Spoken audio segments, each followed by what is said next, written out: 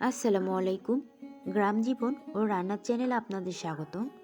আজকে আমি বাঙালি স্টাইলে কিভাবে হাতে মেখে কষা ডাল রান্না করতে হয় সেটাই আপনাদের মাঝে শেয়ার করে নেব। তো না টেনে সম্পূর্ণ ভিডিওটি দেখে আসা যাক। এখানে আমি 2 কাপ ডাল নিয়ে নিয়েছি। এখন আমি রসুন কুচি, পেঁয়াজ কুচি এবং কাঁচা লঙ্কা ফালি দিয়ে দেব। তারপর আমি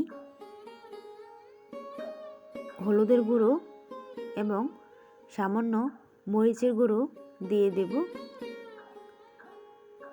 আমি এই ডালে সরিষার তেলটা ব্যবহার করব।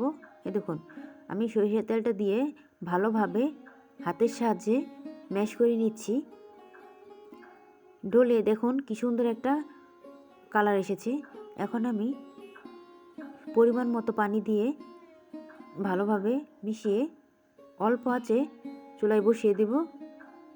এখন আমি টমেটো দিয়ে দিলাম। ডালটা খুব অল্প আঁচে রান্না করতে হবে, তাহলে পুরোপুরি ভালো করে সেদ্ধ হবে। তো দেখো, আমার ডালটা প্রায় সেদ্ধ হয়ে আসছে।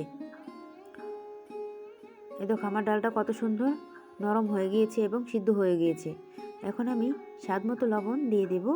তোমরা চাইলে লবণটা আগে ব্যবহার করতে পারো, তবে ডালের ক্ষেত্রে আমি লবণটা পরে ব্যবহার করি। ডাল সিদ্ধ হওয়ার পরে লবণটা দিলে খেতেও খুব ভালো হয় এবং ডালটা পুরোপুরি ভালোভাবে সিদ্ধ হয়।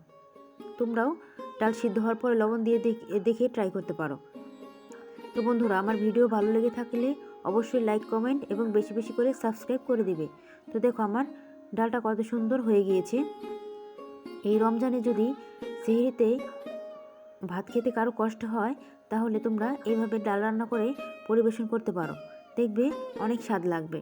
ডালটা দেখতেও যেমন সুন্দর হয়েছে, খেতেও তেমন মজা হয়েছে। অবশ্যই তোমরা